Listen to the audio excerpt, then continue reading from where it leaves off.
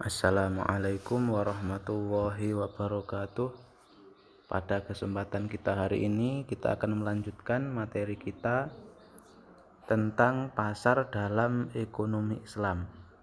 Kita akan melihat bagaimana konsep pasar kalau dilihat dalam perspektif ekonomi Islam.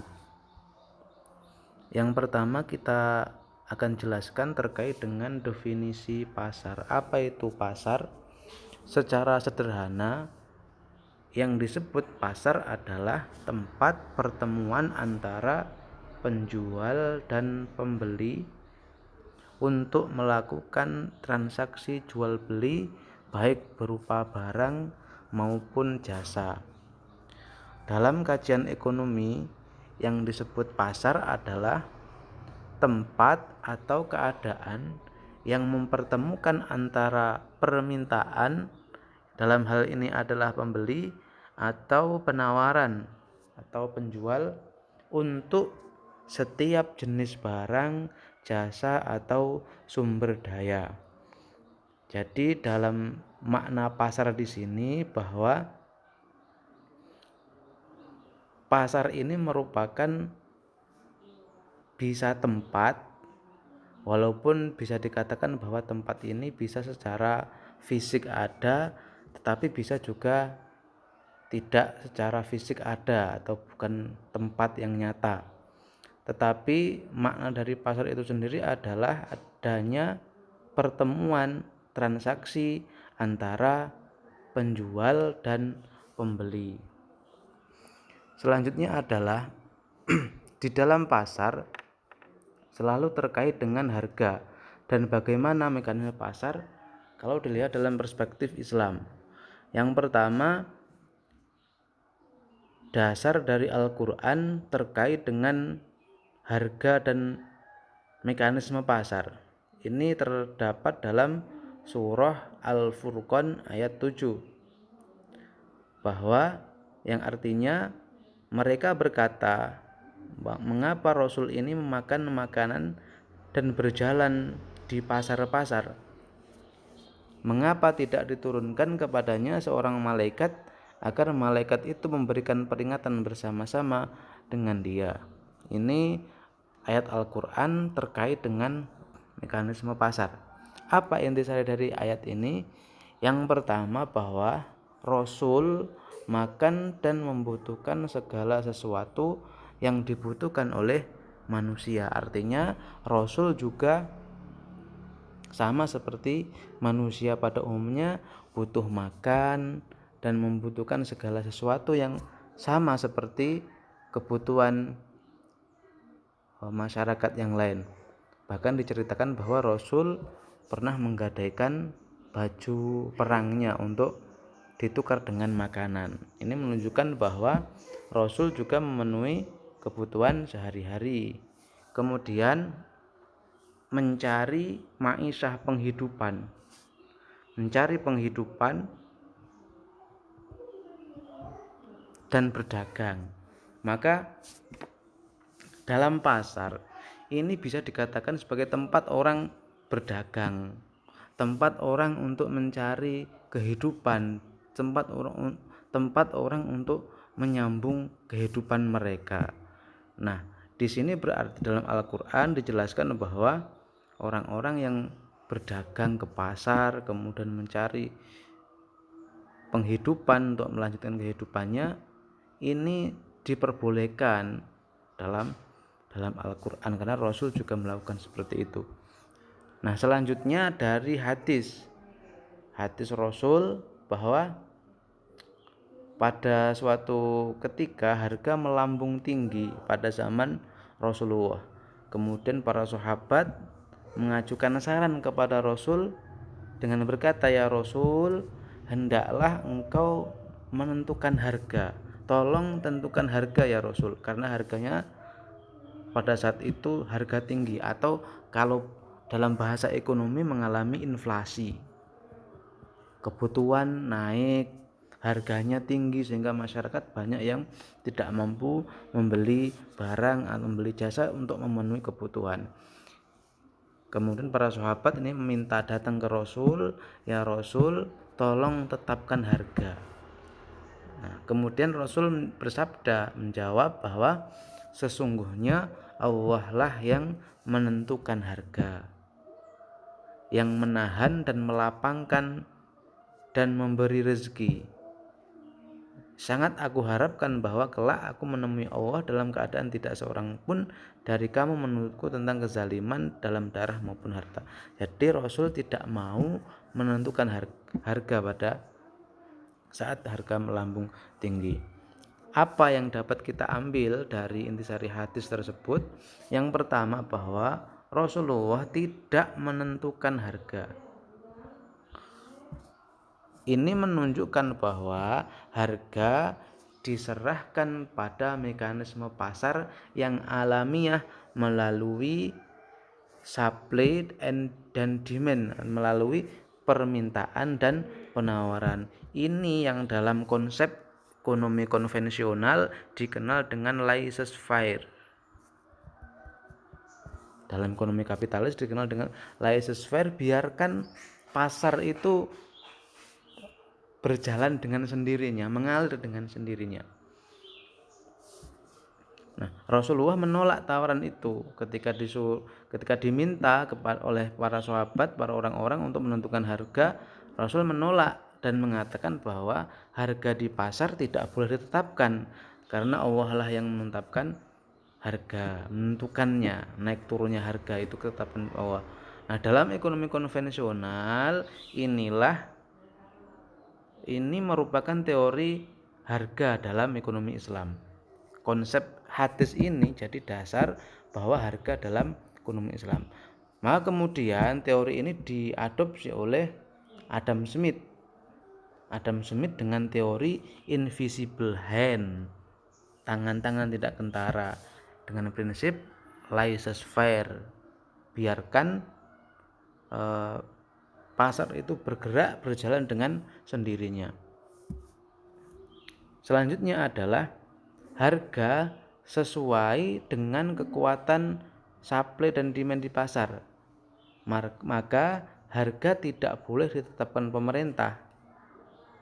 Ini sesuai dengan tingkat permintaan, tingkat penawaran.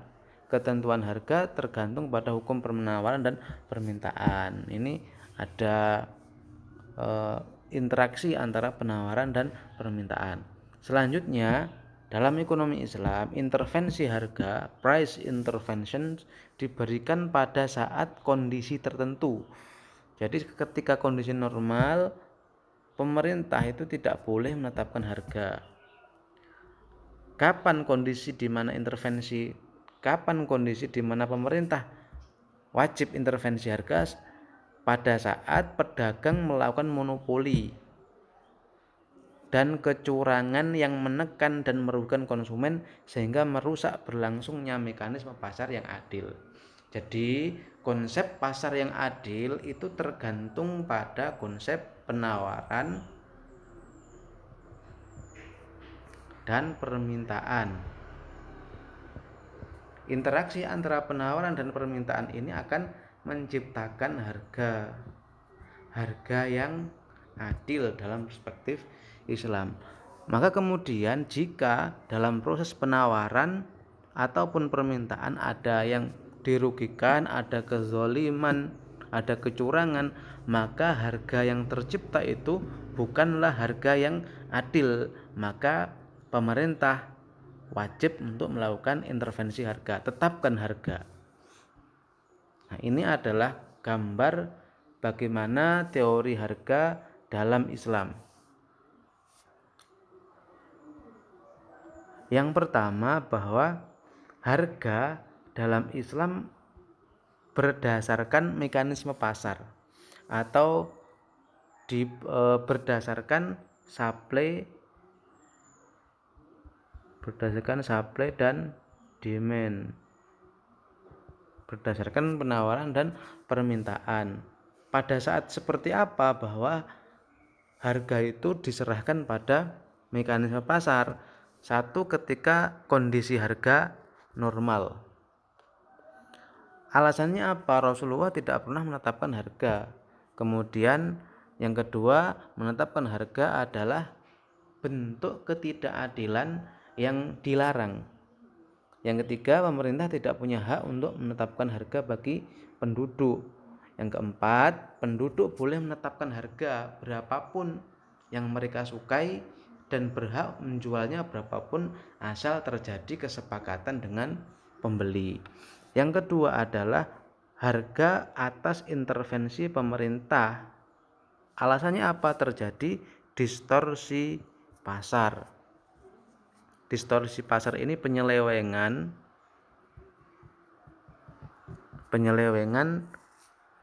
yang terjadi di pasar, baik itu ulah penjual ataupun ulah pembeli. Alasannya apa? Untuk menghindari ikhtikar atau penimbunan. Ini salah satu bentuk distorsi pasar adalah ikhtikar, penimbunan. Bagaimana penimbunan ini bisa menciptakan harga yang tidak adil? Bahwa ketika penjual menimbun barang-barang yang dibutuhkan oleh masyarakat, secara otomatis barang yang ada di pasar atau yang ada di pasaran ini akan sedikit sesuai dengan hukum permintaan. Jika barang yang ada di pasar, jika barang yang tersedia di pasar ini sedikit, sedangkan permintaannya ini atau yang minatnya ini banyak, maka pasti harga itu melambung tinggi. Padahal aslinya barangnya masih ada, hanya belum dikeluarkan, belum didistribusikan ke pasar, ditimbun saja. Maka harga yang muncul adalah harganya sangat tinggi. Nah, harga tinggi ini tidak berdasarkan supply dan demand yang alami, tetapi karena ada distorsi pasar, maka ini hukumnya juga haram. Maka pemerintah wajib melakukan tindakan seperti ini pada penjual-penjual atau pihak-pihak yang mendolimi seperti ini. Kemudian untuk mencegah kerusakan, dan yang ketiga untuk kemaslahatan. Jadi dalam teori harga dalam Islam itu dibedakan menjadi dua. Yang pertama, berdasarkan mekanisme pasar jika alasan kondisi harganya normal. Atau yang kedua, harga diintervensi oleh pemerintah jika terjadi distorsi pasar. Selanjutnya adalah bagaimana konsep penetapan harga dalam Islam. Ada dua pandangan terkait dengan intervensi harga, price interventions. Yang pertama, sebagian ulama melarang intervensi harga secara mutlak. Ini dipendapat oleh Ibnu Hazm dan Ibnu Al-Athir, mengatakan bahwa pemerintah negara sama sekali tidak boleh intervensi harga. Kenapa? Karena intervensi harga bentuk kebatilan, bentuk ketidakadilan. Dasarnya apa? An-Nisa 29. Ya ayyuhalladzina amanu la ta'kulu amwalakum bainakum bil batil illa antakuna tijaratan antaradim minkum. Bahwa orang-orang beriman tidak boleh memakan harta secara batil. Maka kalau diintervensi bisa memakan harta secara batil, kecuali dengan jalan perdagangan, tijarah, perdagangan yang dilandasi oleh sikap saling rela, suka sama suka. Ini dasar yang dilakukan, dasar yang digunakan oleh sebagian ulama, terutama Ibnu Hazm dan Ibnu Al-Athir, yang mengatakan bahwa intervensi harga itu hukumnya haram. Kemudian dasar yang kedua adalah dari hadis yang tadi sudah kita sebutkan. Intinya bahwa Allah lah yang menetapkan harga, Rasul menolak menetapkan harga. Maka kemudian diambil kesimpulan bahwa intervensi harga itu dilarang. Yang kedua, pendapat yang kedua mengatakan bahwa intervensi harga itu hukumnya boleh. Alasannya apa? Yang pertama, ulama yang melarang intervensi harga ini hanya didasarkan atas pemahaman terhadap teks, karena bunyi teks hadisnya memang seperti itu, bahwa Rasul menolak untuk menetapkan harga. Bunyi teks hadisnya seperti itu, tidak didasarkan kepada konteks hadis. Ini maka menurut ulama yang kedua, pelarangan intervensi harga itu harus dilihat dalam konteks hadis, kondisinya seperti apa, kondisi pada waktu itu seperti apa, kondisi perekonomiannya bagaimana, kondisi harganya bagaimana. Kenapa kok Rasul tidak mau menetapkan harga? Itu ada kondisi di mana yang melatar belakangi di situ. Maka pelarangan intervensi harga itu tidak mutlak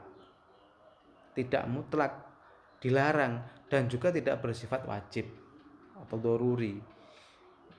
Kemudian maka intervensi harga perlu dilakukan oleh negara. Ini pihak yang kedua mengatakan intervensi harga perlu dilakukan oleh negara dalam aktivitas ekonomi yang dalam rangka melindungi hak-hak rakyat, hak masyarakat dari kezaliman pelaku bisnis dan untuk kemanfaatan yang lebih besar. Intervensi harga ini untuk melindungi masyarakat, untuk melindungi konsumen dari kezaliman pelaku bisnis. Bisa ikhtikar dan bisa penipuan, bisa tadlis dan lain sebagainya, bentuk-bentuk kecurangan yang terjadi di pasar. Yang ketiga, tujuan intervensi harga adalah untuk menghilangkan kezaliman dan kemiskinan yang menjadi tanggung jawab negara untuk membantu rakyat agar mencapai kondisi finansial yang lebih baik guna meningkatkan taraf hidupnya. Maka tujuan intervensi harga ini untuk kemaslahatan, berdasarkan maslahah.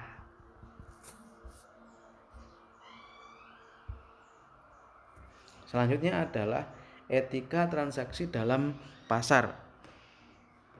Yang pertama, adil dalam takaran dan timbangan. Ini banyak para pedagang ini yang ketika menjual barang timbangannya ternyata tidak sesuai. Ini sesuatu yang dilarang. Bahkan ini merupakan bentuk kejahatan dalam ekonomi. Kenapa? Karena pembeli seharusnya punya hak untuk mendapatkan barang sesuai dengan keinginan, tetapi karena ada pengurangan maka barang yang dibeli tidak sesuai beratnya, misalkan berkurang dan sebagainya. Kemudian yang kedua, larangan memakan riba. Yang ketiga, kejujuran dalam bertransaksi. Ini terkait dengan informasi barang. Maka barang yang ditransaksikan harus diberikan secara jelas spesifikasinya. Bagaimana? Supaya apa? Supaya tidak ada yang ditutupi. Supaya ketika barang ini misalkan ada aib, cacat, disampaikan sehingga pembeli ini bisa tahu bahwa kondisi barang yang sebenarnya. Selanjutnya adalah larangan bai'un najas. Nah, ini juga masuk dalam distorsi pasar atau bentuk penyelewengan pasar yang dilakukan oleh penjual. Bai'un najas ini secara bahasa, bai'un najas ini artinya adalah pura-pura menawar tetapi tidak bertujuan untuk membeli supaya harganya naik. Ini biasanya dilakukan oleh penjual. Caranya adalah misalkan penjual ini menjual sepeda motor. A ini ingin menjual motor. Motor ini kalau dijual misalkan harga pasarannya sekitar 7 juta. Nah, maka kemudian A ini membuat rekayasa penawaran. Membuat rekayasa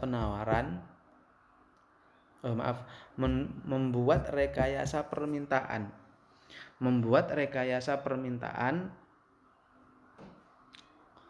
bagaimana motor ini bisa, yang harga awalnya 7 juta bisa naik menjadi lebih dari 7 juta.